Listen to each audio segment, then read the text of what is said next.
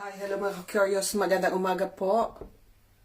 Magandang gabi, magandang tanghali po sa inyong lahat kung saan sulok man kayo ng mundo naroon. Sana okay lang po kayo. Ito na naman po tayo sa isang revealing po ang ating episode ngayon. Ito ang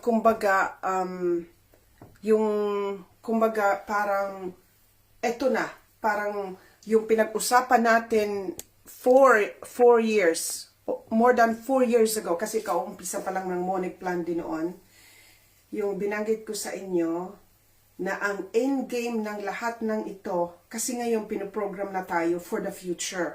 Ganon sila, hindi kaagad bigla-bigla. So ngayon pa lang, they are now blatantly saying that to us in public, na ito na, magkakaroon tayo ng universal basic income.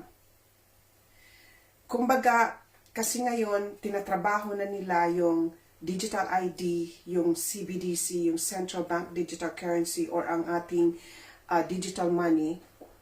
Ngayon, it's taking place. Now, sinasabi na nila yung mangyayari mga 5 to 10 years ago, na ito na po yun. Lagi po nilang sinasabi ang plano nila. Make no mistake of that. Hindi sila nagtatago. Kaya lang nung unang panahon, dahil masyado tayong brainwash, pag hindi natin matarok ng mga bagay, sinasabi lang natin, conspiracy theory lang.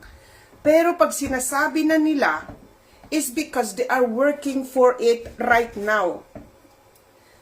Sana makinig na kayo sa Lin Channel, dahil yung mga bago lang dito, sandali kayo, ano yung aking stand. Yung mga bago lang dito, lahat ng mga binalita natin sa Monic Plan Day, kinotion ko na, i-remind ko lang, yung mga bago, tayo ang pinakaunang sa Pilipinas, tayong pinakauna na nag-expose nitong Monic Plan Day. Okay? So ngayon, sinasabi ko na, itong sinabi ko na sa'yo na Central Bank Digital Currency, kukontrolin tayo, eto na po nangyayari na, at hindi lang po yon, isa sa batas na po, naghain na ng batas sa Canada na gamitin na o apply na yung Universal Basic Income. Hindi po ito biro, matagal ko na po ito sinasabi sa inyo. Kumbaga, ito na ang culmination. Naalala ko yung aking video na one day, 1 million views. Naalala nyo yung inilahad ko, yung roadmap na ang pinakadulo ay bibigyan tayong universal basic income. They are not telling you lies. Ngayon sinasabi na nila si Elon Musk at saka si Billy Boy, nagsabi na sila na i-apply na nila ang mga botro ang magtatrabaho para sa atin para i-finance nila sa universal basic income. Alam ko mahirapan po kayong intindihin, pero ito po ang buod ng ating pag-uusapan ngayon. At hindi lang po yan. Ang daming mga kaganapan, si Bersamin, si Pangandaman, Amina Pangandaman, nag-resign na po, tinanggap na ng Pangulo. Marami po tayong pag-uusapan. Patikim pa lang yan. So, again, welcome back to Lin Channel. Bago tayo mag-umpisa, gusto ko po munang batiin si Ma'am Bilina Bilinda. Hello po. Ruel Santos. Keep on sharing. Keep on tagging. Mary Grace de la Cruz. Lalin Rizaldo nawala. Makalalad Rakwe. Hello po. Jerome Aliego. Mila Villamor. Ann Vival. Okay. Mamaya, babatiin ko yung iba at yung mga nagbigay ng stars nung last time, pasasalamatan po natin mamaya, okay? Pasalamatan ko rin yung mga subscribers natin.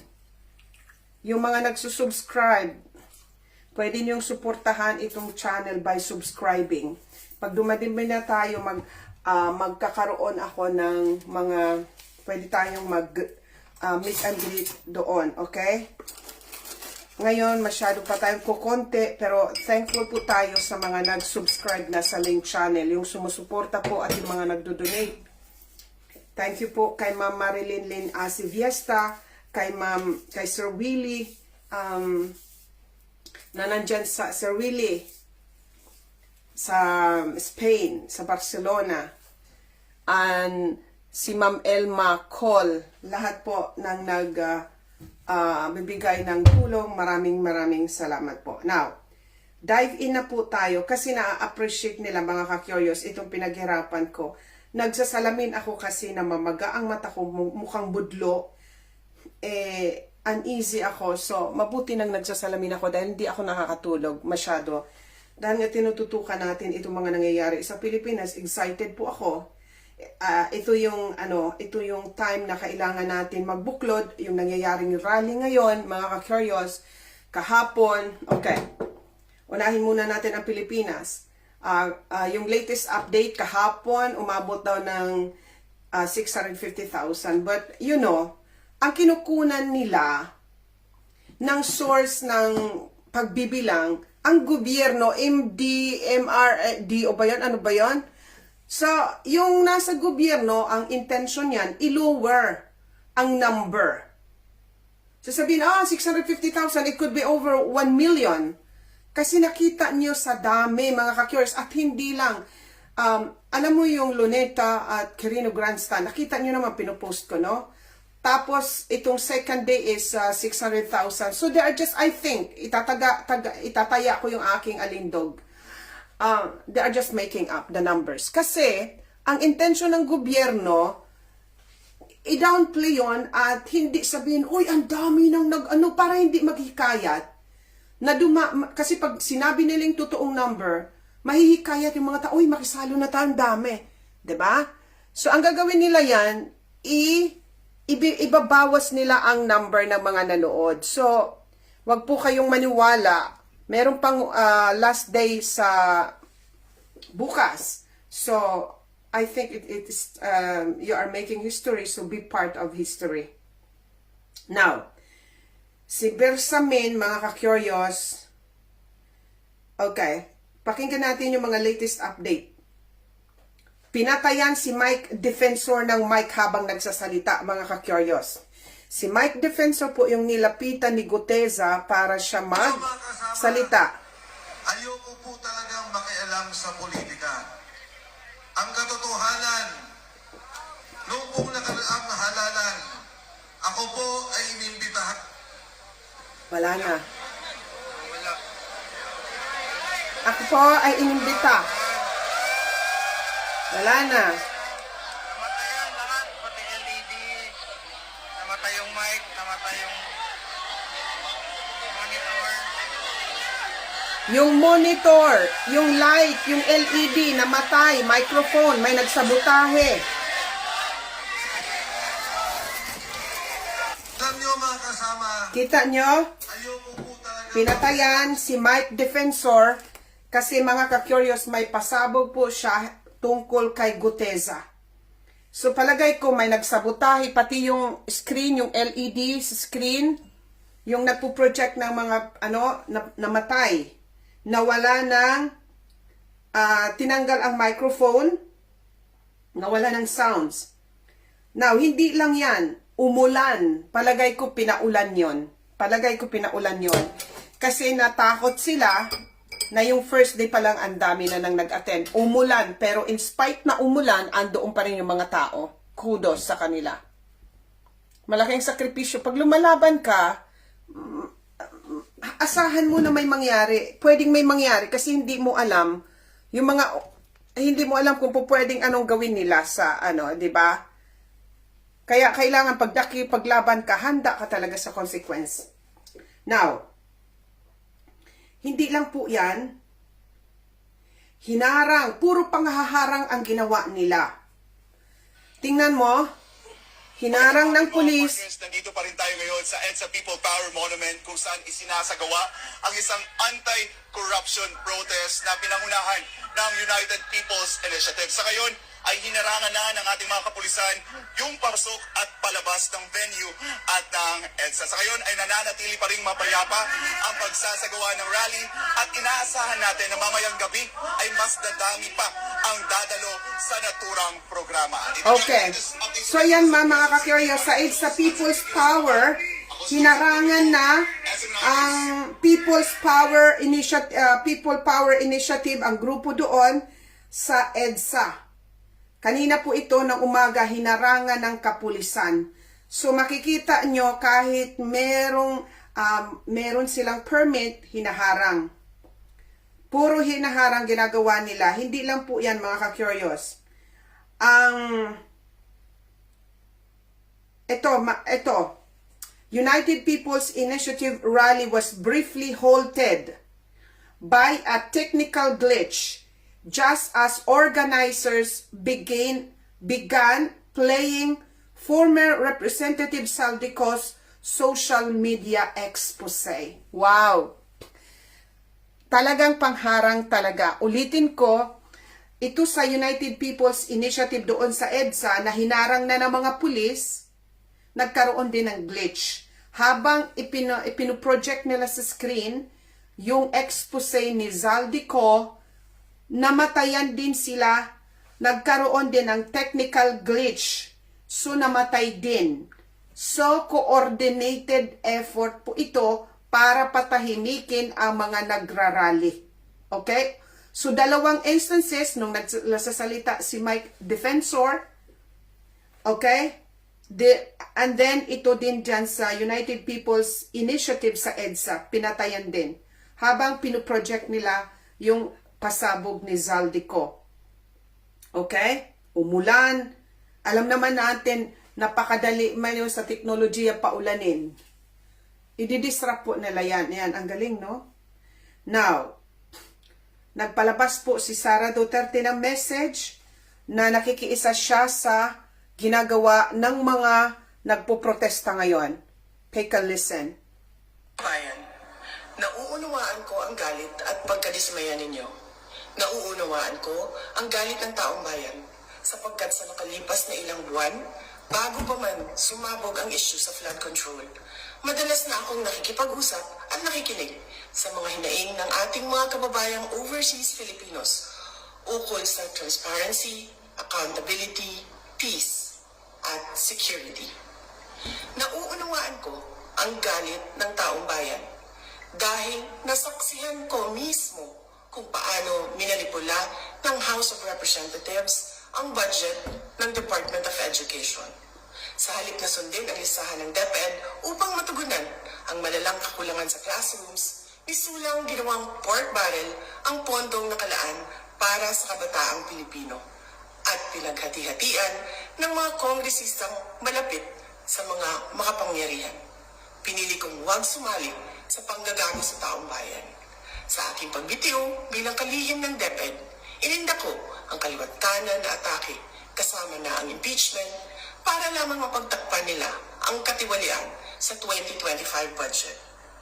The President now faces a profound crisis of confidence, especially in the way these corruption investigations are being handled, which appear to lack both direction and resolve.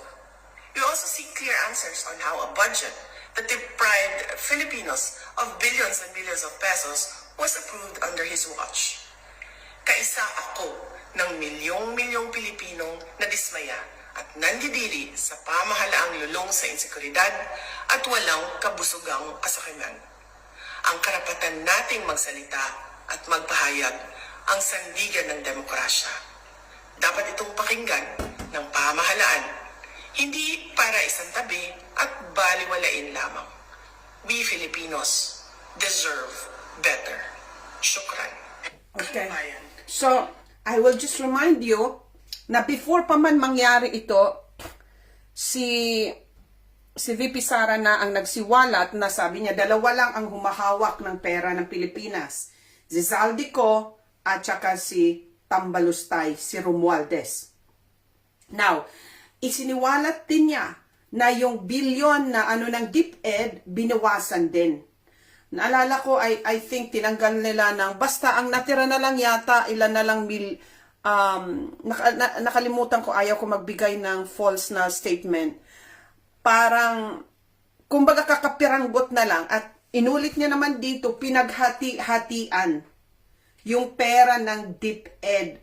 Ang kakapal talaga. Kaya kayo dyan ang mga teachers, kung wala kayong mga gamit sa classrooms, walang mga bagong classrooms, it's because pinaghati-hatian talaga nila ang pera ng DepEd. Kaya nga yun ang naging rason kung bakit si Sara nag-resign. So ang dami na ang nagtuturo sa, kasi sabi ko nga, bakit wala pang investigasyon? Ang dami nang nagtuturo. Si Inday Sara, yung specific ang kanyang, kasi siya syempre ang Department of Education, secretary. So alam niya yung budget, alam niya yung pinaghati-hatian, yung inalis, yung naitira na lang. Now, sino pa ang nagpipinpoint na mga nagnanakaw? Si Chis Escudero. Pinangalanan din si Romualdez, di ba? Mga personal recount ito. Kasi si Chis Escudero, nandoon yan siya sa BICAM. Siya ang nagre-represent ng Senado kasi siya ang Senate President noon. So, alam niya yung mga insertions. At pinangalanan din niya si Romualdez. Sino pa? Si Guteza. Na hinatira ng pera. Siya mismo ang naghatid ng pera. At yung pera napunta kay Romualdez at kay Zaldico. Now, sino pa? Ang mga diskaya. Mga personal na experience nila, hindi lang hearsay. Sila mismo ang naka-experience. So, sapat na ba yun na baliwalain ng Department of Justice? Kasi hindi ko talaga matawag na pangalan tong si BBM. Wala na akong respeto eh. Nakakasuka yung makikita ako ka lang umiwingi-wingi, singiwi na lang. Okay, talaga naman ngumingiwi eh. Totoo yan eh, kasi it is what we see. Ngumingiwi talaga, gumaganon, ang ngiwi na lang. Okay, ngayon, nandyan na rin si Zaldico, na siya na mismo ang inutusan na mag-insert ng 100 billion sa budget. Na-explain ko na kung bakit pwede naman ilagay ni Presidente sa NEP, pero syempre pag inilagay mo sa NEP, yung ipapasa pa lang doon, yung national expenditure, kung inilagay na ng Pangulo 100 billion, tapos ipasa niya doon sa Congress para pag-usapan, pag-deliberahan, makikita nila para saan 200 billion. Isamantalang, pag in-insert doon, yung insertion, yung wala nang BICAM meeting, wala nang minutes ng meeting, yung small group na lang, i-insert mo na to. Katulad nung pag-insert kay si Huntivirus, ilan? 2 billion, 3 billion ba yon ang insertion ni Huntivirus? And then, doon na i-insert yung 100 billion kasi hindi na napirmahan na yun eh. Ready na para sa ipasa kay Presidente. Kaya yon inilagay sa insertion. 100 billion. Now, itong pangatlong expose na ipinakita ko sa inyo, andyan sa Lin Channel. Kung sino ang hindi papanood, siguro mas maganda para yung makumpleto ang ating reporting na may pangatlong pasabog ngayon panoorin nyo ito, Zaldico. Sigan din niya si President Bongbong Marcos. Sabi nga ni BBM nung SONA, let's do it right. Imbestigahan niya ang fraternity bribe at ang kanyang kaibigan na si Speaker Martin Romualdez kung talagang tutupad siya sa tungkulin niya. Imbestigahan din niya si President Bongbong Marcos. Sabi nga ni BBM nung SONA, let's do it right at mahiya naman kayo, hindi po ba? Nananawagan din po ako sa Senado na imbestigahan ang 100 billion insertion ni Presidente. Alam ko po na hindi gagawin ni Ombudsman Remulla ang hamon ko. Pero magaling ang Senado sa investigasyon at ako ay naniniwala na dahil sa kanila, lalabas ang katotohanan. Yung pong listahan ng mga projects, ilalabas ko din kasama ng video na ito. Dahil dito, mas lalong darami ang ipafile na kaso sa akin. Ginagamit ng administrasyon ang buong resources ng bansa para tumahimik ako, para masira ang aking kredibilidad. Darami din ang banta sa buhay ko at ng aking pamilya. March 2025 pa lang, si Speaker ay nagpaparinig na sa akin sa aming meeting that he will shoot me if I will talk. At pagkatapos niyang sabihin sa akin in a phone call na, "Don't come home, he will take care of you," tumawag ulit si Speaker Martin at sinabihan niya ako na pag umuwi ako will be dangerous. Kasi they might hire someone to do a rob-out on me or hire the police to kill me while in jail. Una pala ito sa mga gusto kong ibunyag. Marami pa akong dadalhin sa liwanag. Isa na dito ay yung kay Henry Alcantara, ang DPWH boys, ang sinasabi nilang halaga sa ICI ay 21 billion. Hindi po totoo yan. Ang totoong numero ay 56 billion pesos at yung pong halaga na yan ay kay Pangulong Bongbong Marcos at Martin Romales na punta lahat. Ilalabas ko po ang buong detalye sa darating na mga araw. Kaunting pasensya pa po. Sana po ay hindi nila ako mapatay Okay. bago ko mailabas ang lahat. Sa inyong lahat. So, makikita nyo dito, mga ka-curious, ang last, yung iba nakita nyo na yan, pero ang last dito na naidagdag, ito nga na tinawagan ulit siya na huwag kang umalis kasi pwedeng mag-create sila ng eksena na rub out o kaya pag nakulong siya, ipapatay siya sa pulis. Yun yung bago. And then, ito, pinasinungalingan niya mga ka-curious at ahasan niyang tinutukoy. Sinabi niya una, pinasinungalingan si Alcantara yung testimonya sa Senado na sabi niya mga 21 billion ang napunta na kickback sa flood control projects. Ang sabi niya, hindi totoo yan. 56 billion ang napunta na kickback sa flood control projects. Now, at idineliver kay Saldico at sa presidente. Mga ka-curious, ito yung hindi nyo naiintindihan siguro. Iba pa ito doon sa insertion sa national budget na 100 billion. Itong binabanggit niya, kickback lang ito. Yung I think it's 25% na patong kickback sa flood control projects. Imagine niyo mga ka-curious, kickback lang, kickback. Bago pa man ibigay ang mga flood control projects na pera, kakaltasan na ng Magna. Magna, kakaltasan na. Kickback pa lang yon. 56 billion na. So, meron ng in-insert na 100 billion, meron pang 56 billion na kickback sa flood control projects. Now, ang tanong kasi hindi naman na-specify kasi syempre hindi naman nila sasabihin yon kung magkano ang napunta kay Presidente at kay Tambalustay. Now, we could assume and common sense dictates na syempre ang ulo, mas malaki ang partida ng ulo. Kasi utusan lang si Romualdez. So, let's assume na siguro doon sa 56, posibleng 20 ang napunta kay Romualdez, 20 billion, ang 36 billion, o kaya mas less pa kasi ano yun eh, madugas yun eh. So, it's around 20 billion ang mapunta kay Romualdez, 36 billion. Assumption lang po yun. Pero that's yung possibility dahil natural yan na ang ulo mas malaki doon sa utusan lang. So ayan po, namnamin ninyo kung gaano yung itong binabanggit natin, insertion lang yon. Dito pa sa itong kickback nila sa flood control project. Paano pa yung sa mga iba't ibang parte ng ahensya na ninakawan nila?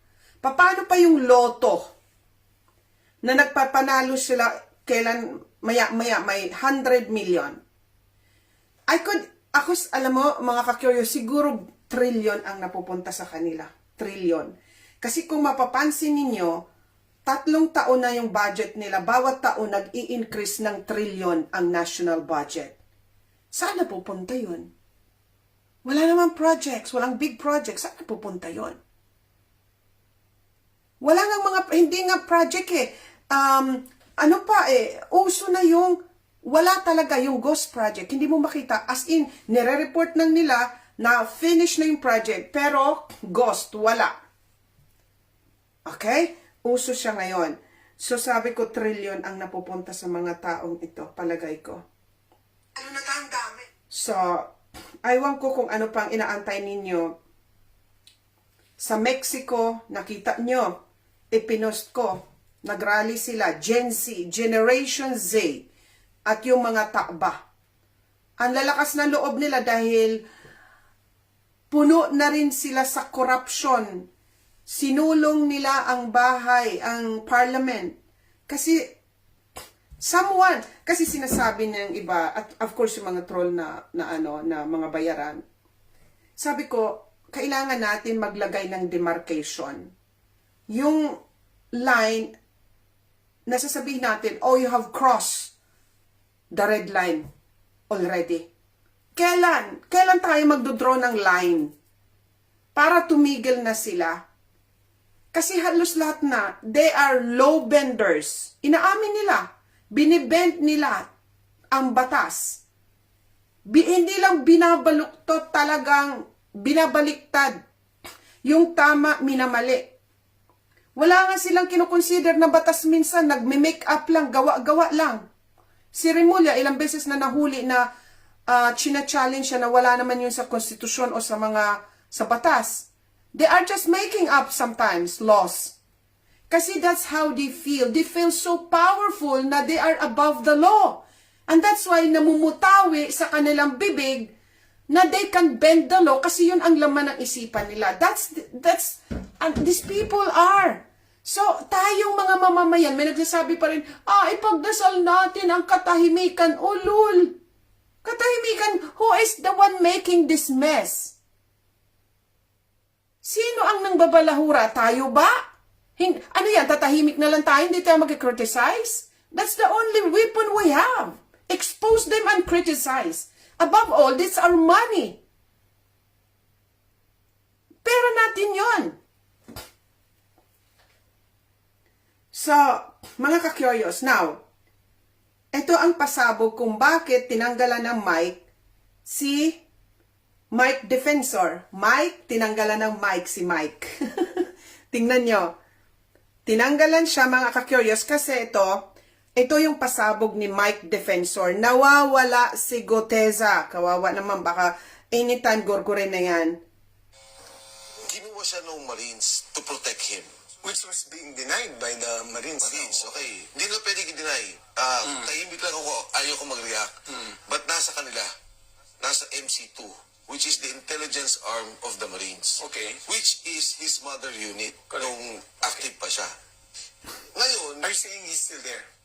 I'm not sure. Okay. Hindi ko alam. Ngayon ang nangyari, hindi na siya protected, detained na siya by the Marines. Wow. Oh, that wasn't reported in the news. Yes, and now I'm saying it.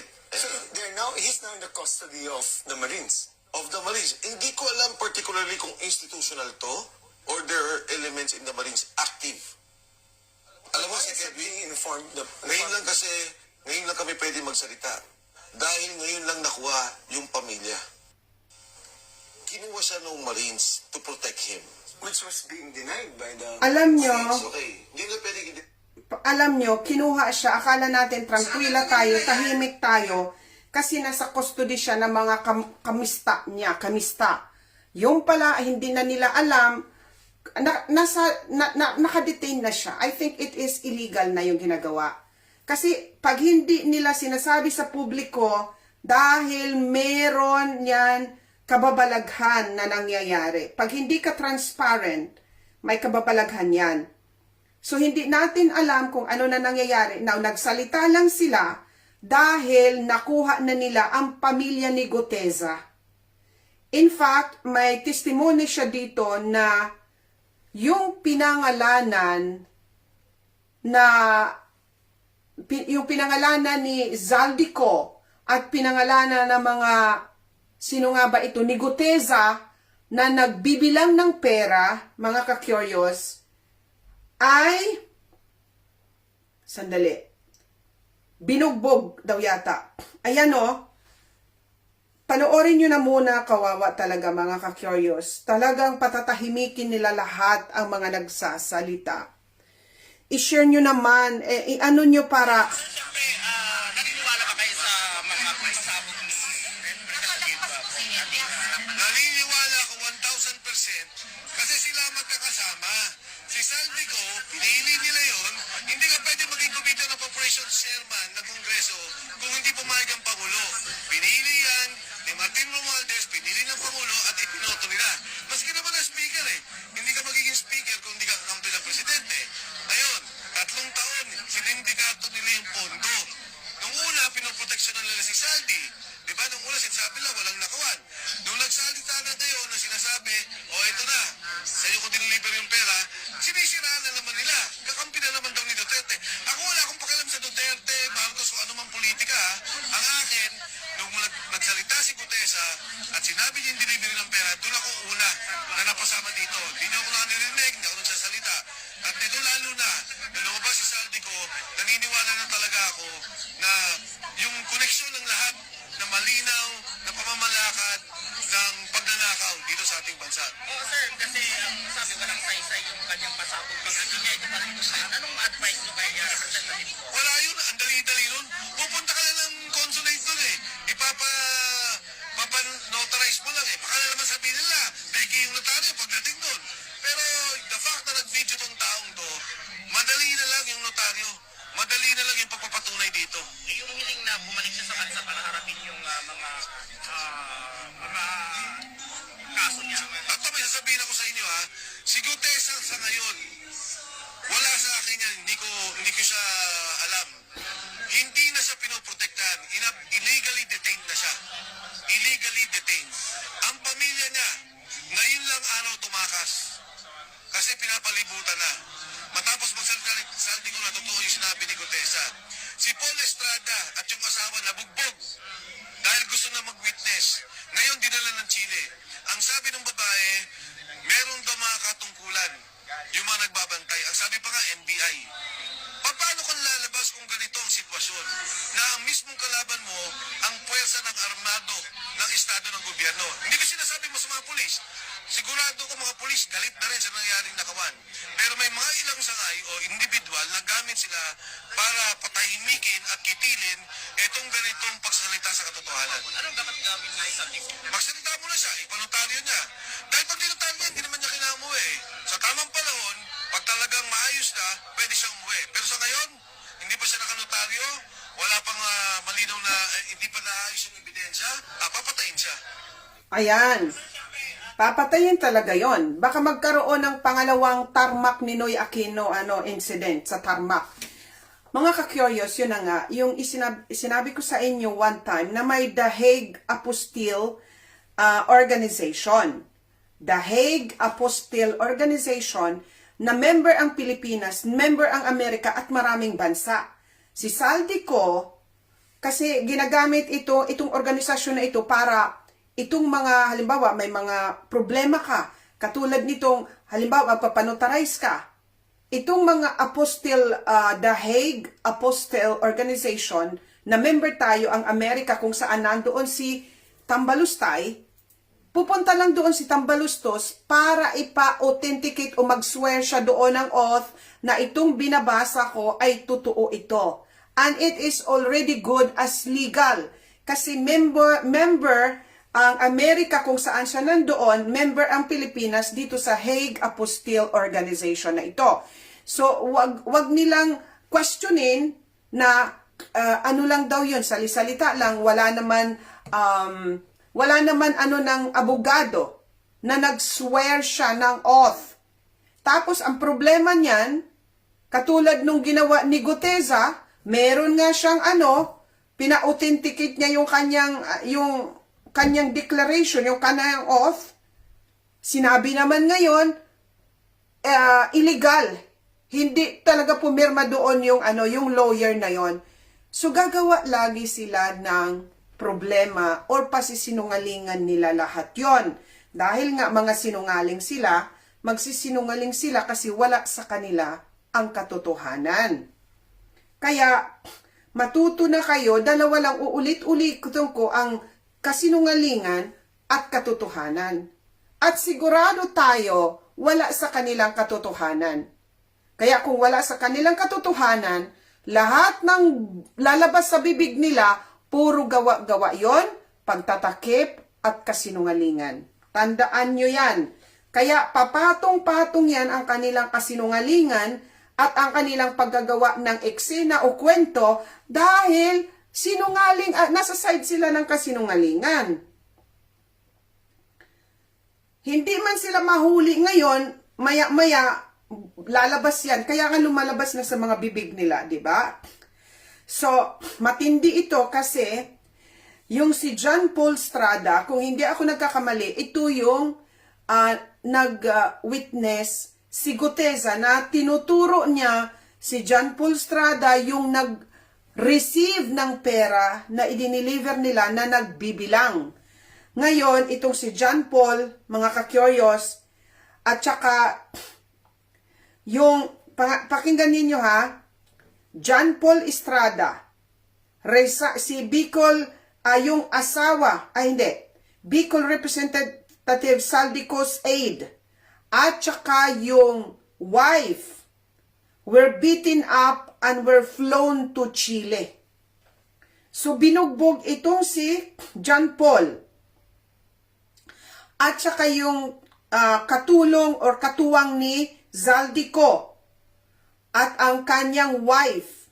Kaya nga, hindi na itong yung asawa ni Guteza, kaya nagsalita lang ngayon si defensor kasi nakatakas. Kahapon lang tumakas. Pinapalibutan na po siya dahil nga natakot na ang pamilya ni Guteza dahil sila na ang titirahin dahil yung sinabi ng Guteza kinonfirm o nagpatotoo si Zaldico. So, ibig sabihin, yung sinabi ni Guteza, may malakas na ngayon ang kanyang ebidensya kasi dalawa na silang nagsasalita na pareho ang tinutukoy nila.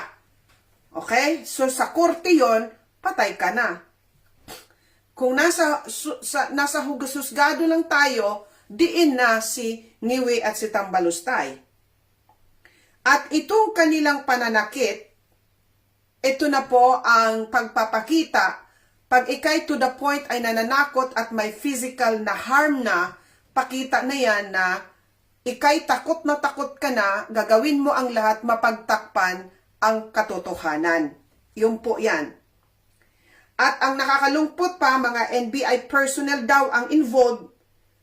And itong si Estrada and his wife, itong tagabilang ito ng pera, were allegedly given fake passport. Binigyan si Estrada at saka yung asawa, binigyan ng fake passport para makaalis sila sa bansa. Para bakit sila pinapaalis? Ang laki ng kaso nito, no? Kung halimbawa, pinipilit mong ayaw mo na lang patayin kasi magiging obvious na sila ang ipipinpoint pag namatay itong mga taong ito. So, ang ginawa nila, binigyan ng fake na passport at pinalaya sa bansa para hindi na mag-testify. Ito. Masalimuot itong mga nangyayari. Masalimuot ito. Now, punta na po tayo dito mga ka-curious sa ating pasabog. Pasabog na pasabog. Okay? Ang ating revealing. Bago tayo pumunta doon, ito muna mga ka-curious. Magbati muna tayo. Luisa Blanco, Joel Baldineza, Jingle, Ma'am Jingle Bell, Ma'am Bell. Oy, thank you po. O, wag po kayong magsasawa sa pagtag. Per favor, please. Per favore, por favor. Itag nyo po, katulad ni Ma'am Bell, thank you po. Marilyn Chan Agbayani, yung confession ni Senator Imes about BBM health, mental, nawala. Mayroon bang confession? Nawala po. Hindi ko po alam yan. Salamat po sa mga nagsishare na. Thank you so much. Ang dami nang nagbigay ng stars. Thank you po. Pangalanan ko na lang kayo next time. Thank you so much. Now, punta tayo, supposed to be, naibalita ko to last video. Kaya lang, pag sumasakit ang ulo ko, hindi ko na siya tinutuloy. di ba nabanggit ko sa ating last video na gagamitin na ni Ngiwi ang AI sa Pilipinas, artificial intelligence, mga botro.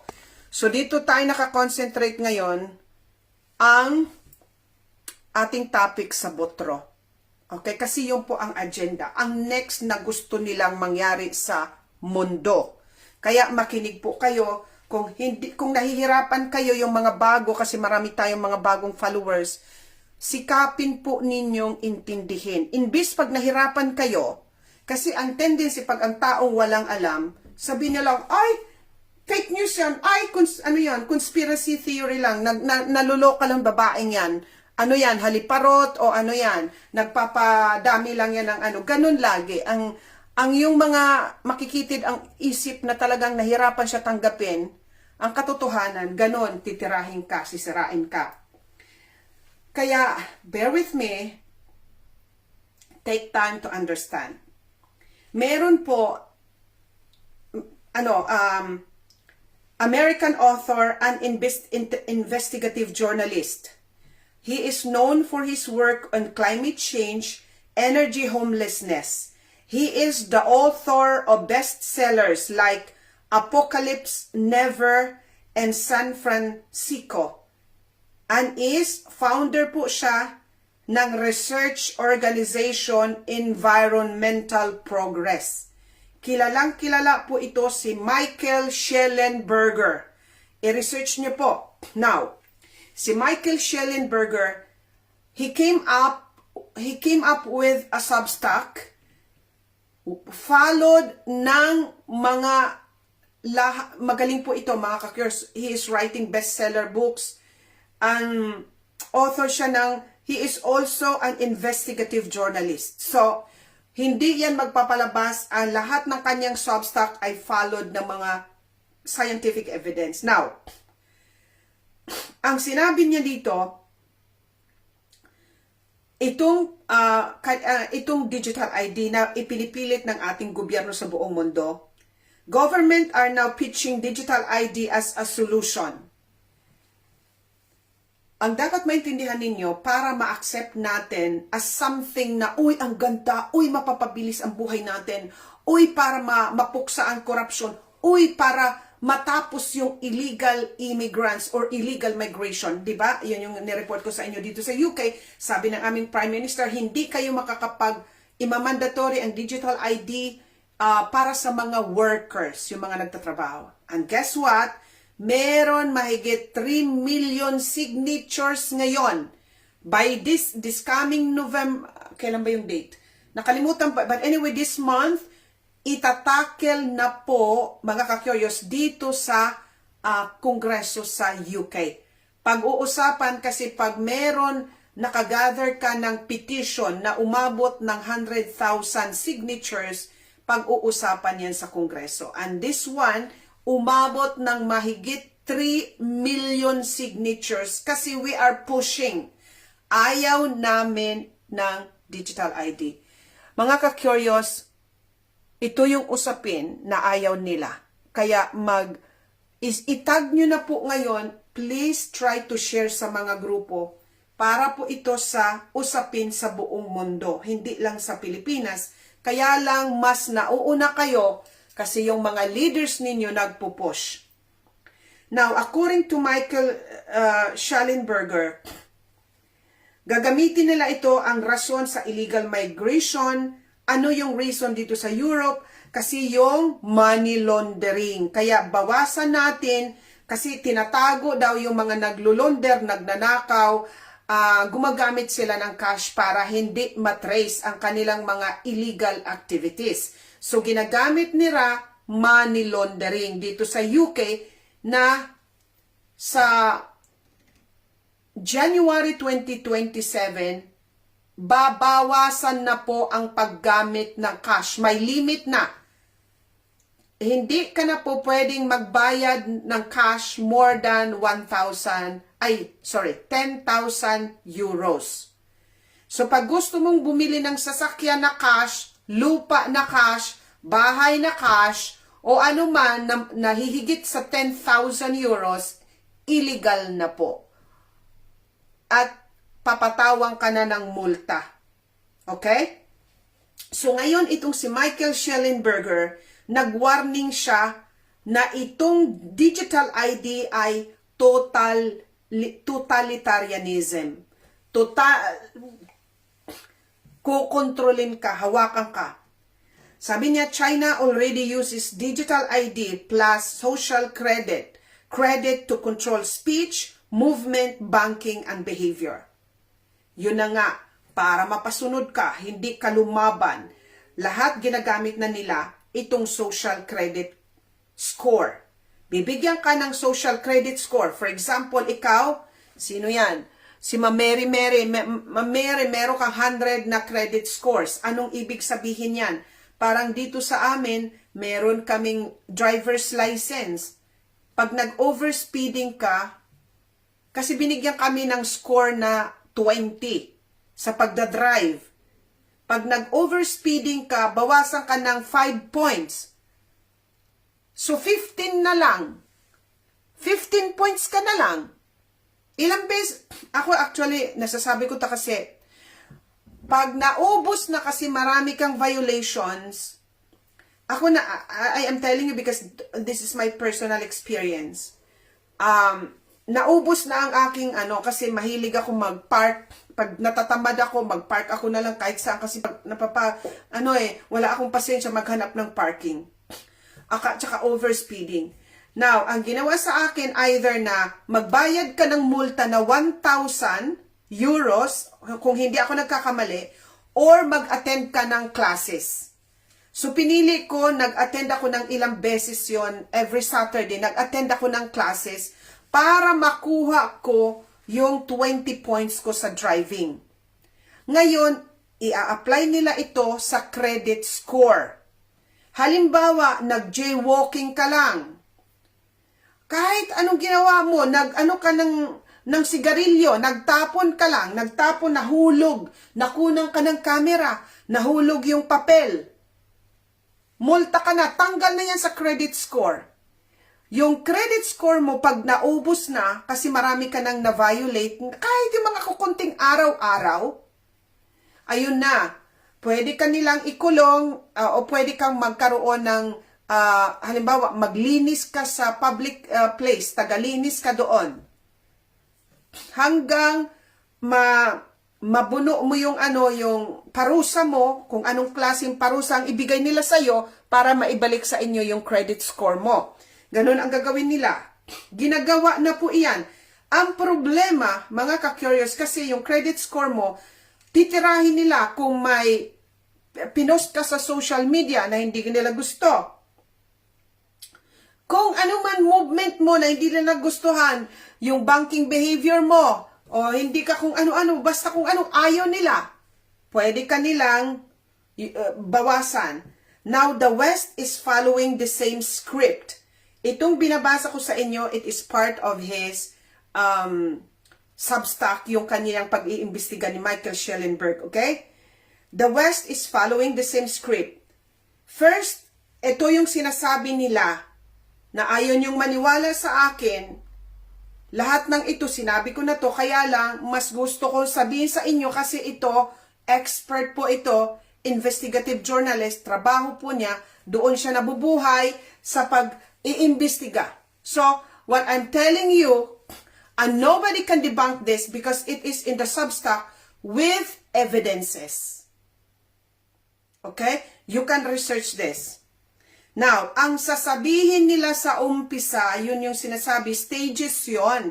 Kasi alam mo naman, sa umpisa pa lang, ipakita na nila yung totoong plano at gusto nila sa atin. Of course, hindi.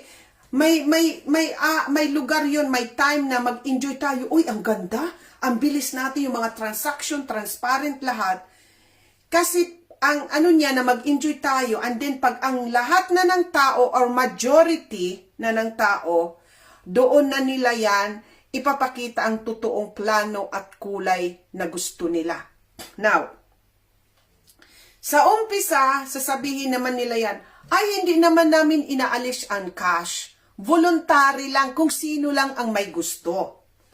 Now, ang susunod na niyan, pag marami na ang ang nag-adhere, sasabihin nila, oh, mandatory na to. Pag hindi ka nag-ano, ayan na, mag-umpisa na. Then, pero bago nila i-mandatory, meron na to, ma'am, meron tayong ka-curious na talagang number 1 yan. Pag-uusapan natin yung sinabi mo sa akin kasi hinikayat niya ako, gumagamit ng One Asia ba yun? Ni-research ko po siya.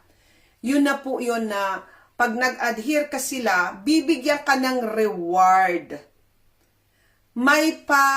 Bibigyan ka ng natanggapin mo, uy, kumita naman tayo, bibigyan ka ng reward. Halimbawa, pag gumamit ka ng digital ID, meron kang free ticket, for example, sa kung kahit na para mabuyo ka na gumamit.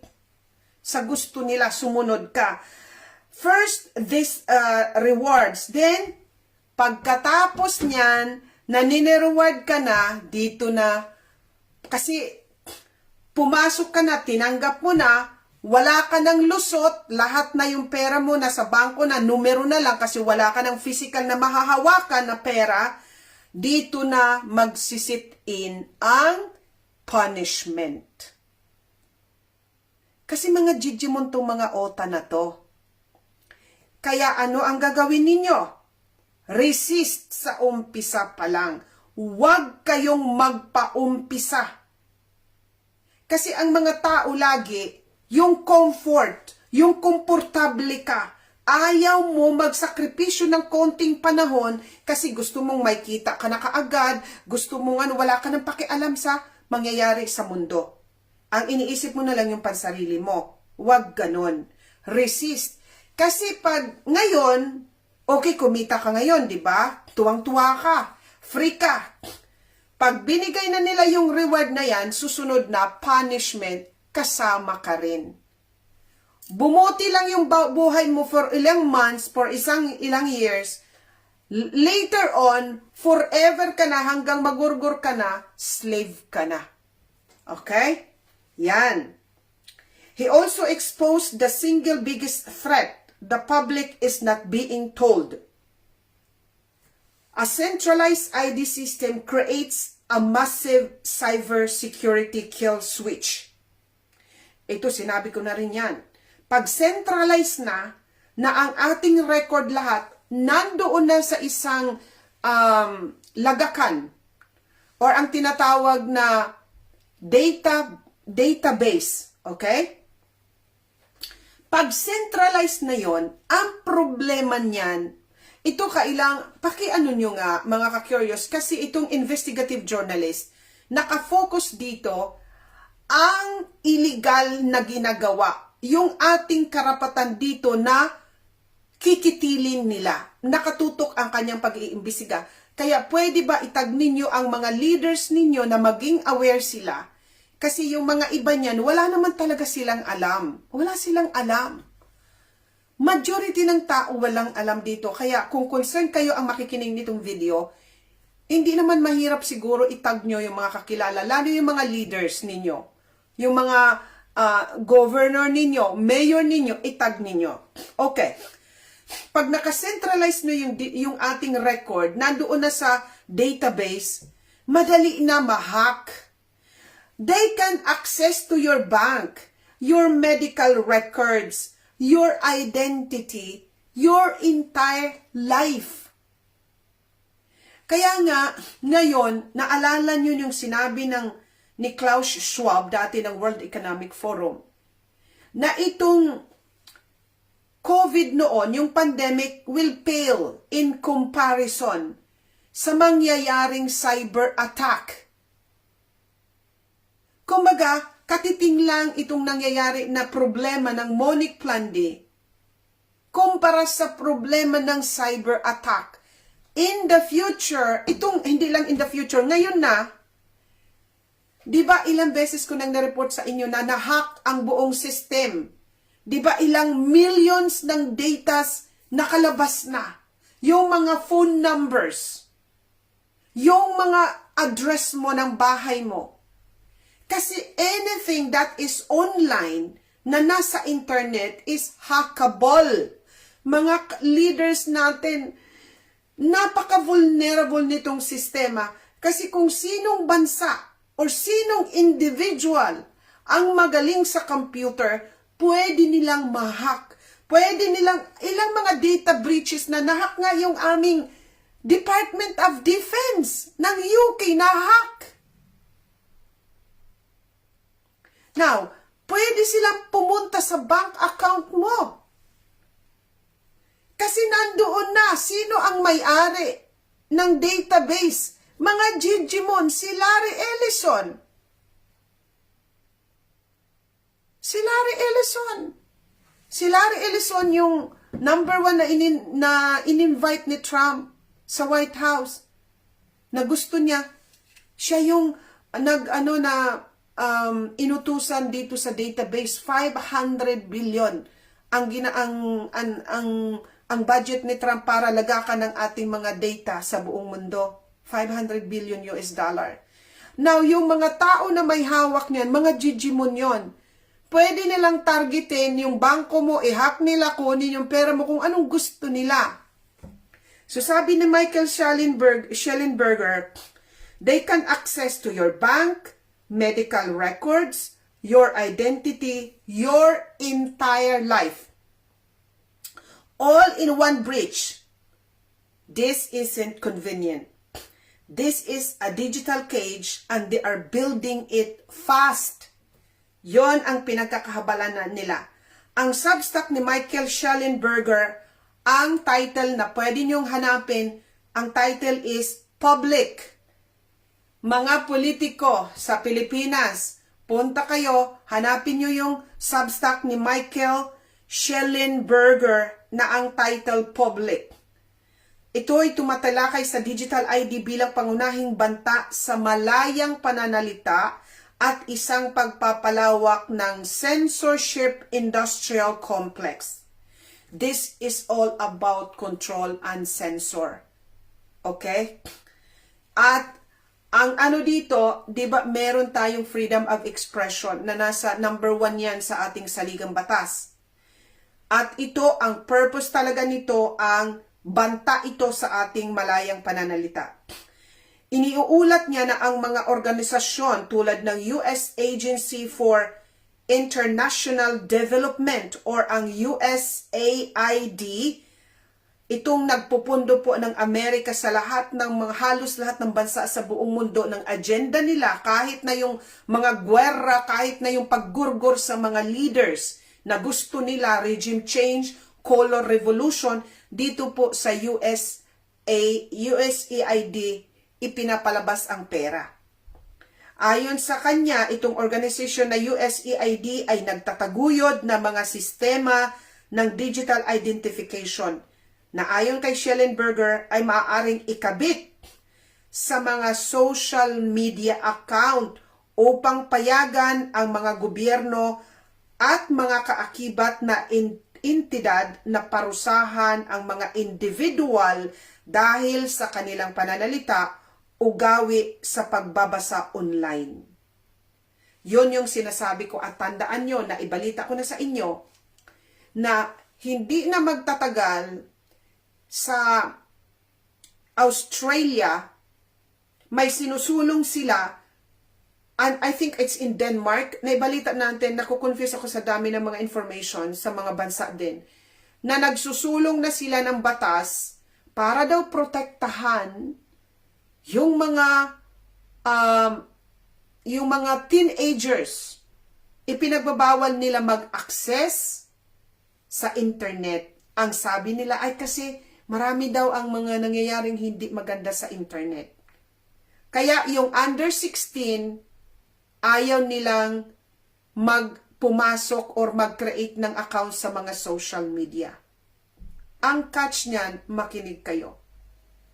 So gagamitin na nila ang digital ID bago ka pumasok sa account mo sa Facebook, sa TikTok, sa X, sa Telegram. I-require na nila ngayon ang digital ID. I-ano mo sa screen yung digital ID number mo para ka makapasok, kasi ang kanilang rason para tanggapin natin ito, kunwari para maprotektahan yung mga bata, ilagay mo kung over 16 years old ka na. Ayan. Kailangan mo nang pumasok sa account mo, ilalagay mo na yung digital ID number mo, and then ilalagay mo na every time na maglalag on ka sa account mo, papasok ka sa account mo, ilalagay mo na ang edad mo. Kasi kunwari ang rason maprotektahan yung kabataan, ang purpose nito para mabuyo ka, kasi hindi na natin po pwedeng iwanan ang social media, kaya gagamitin na nila ang ID. Now, ang tanong ko sa inyo, ako ito sasabihin ko sa inyo, pag ni-require na nila ako na hindi ka na magkakaroon ng account sa lahat ng platform, babay na. Hindi na tayo magkikita. Ilagay ninyo, kailangan tayong merong pagkakaisa. Dahil kung magkaisa tayo at kesehoda wag na tayong mag social media. Imaginein mo kung hindi tayong lahat or a majority sa atin hindi na mag social media. Walang mangyayari sa plano nila. Wala. Ang power nasa sa pagkakaisa lang natin. Kaya uunahin ko na kayo, pag ni-require na nila ako ng digital ID para mag-open sa aking social media accounts, babay na. Hindi na tayo magkikita-kita. And that is the decision that I have chosen. Okay? So, kailangan nyo rin umaksyon at kailangan nyo manindigan. Dahil it is a trap. Now, binabanggit ang mga pandaigdigang halimbawa kung saan ang digital ID ay bahagi ng naturang mga sistema. Ang huling pangungusap tungkol sa Gemini apps activity ay hindi kasama sa pagsalin dahil ay iba na pala ito. Okay, so pasensya na. Okay, dito. Ang argumento ni Michael Schellenberger na madalas itinatampok sa kanyang Substack na public ay nakatuon sa ideya na ang mga sistema ng digital ID ay nagdudulot ng malaking banta sa cybersecurity at privacy na dapat nang itigil ng gobyerno ng US. Ito'y panganib sa cybersecurity. Maliban sa ating privacy, panganib din ito sa cybersecurity. Bakit? Ipinangangatwiran ni Schellenberger na ang pagsasama-sama ng personal na impormasyon ng pagkakakilanlan o mga IDs ng nag-iisang pambansang digital ID ay lumikha ng isang malaking single point of failure. Ang napakalaking database na ito ay magiging isang di mapipigilang target para sa mga dayuhang kalaban at hacker na nagpapahiwatig na halos tiyak ang isang malaking cybersecurity disaster or sakuna cybersecurity na makakaapekto sa milyong-milyong tao or in this case Amerika kasi Amerikano siya. Ito. So ito, gobyerno, mga politiko. Kasi wala namang gagawa nitong pag-iimbestiga sa atin dahil nagkukuros lahat ang mga leaders na tanggapin itong digital ID. Ma'am Lorena Panahon, thank you so much sa pagsikap ninyong magtag. Ngayon, una, maliban sa privacy, di ba meron tayong Data Privacy Act? I-google nyo na lang, tulungan nyo ang mga sarili ninyo. Nasa 1987 Constitution, na protektahan lahat ang ating mga data. At in fact, nagbuo pa ng komisyon. Ang batas ay nagbuo ng komisyon para masigurado na maipatupad itong batas na ito na protektahan ang ating privacy, ang ating mga data, ang ating pagkakakilanlan. So ayon sa pag-iimbestiga ni Schellenberger, pag magkaroon na tayo ng mawawala na yung privacy natin kasi ibinigay mo na sa isang mga tao na hindi mo nga kilala ang pagkakakilanlan mo ultimo yung bahay ninyo, lahat pera ninyo na pwede din nilang mahak, kung anong gawin nila sa pera mo, wala ka nang ligtas. Now, ang tinutukoy niya, gobyerno, oy, sana si Sara Duterte, pag nanalo ka, kasi mananalo ka sigurado, o yung mga Duterte, pakinggan nyo naman ito. Lalabangin, once na ginawa nito ninyo, lalabagin ninyo ang privacy ng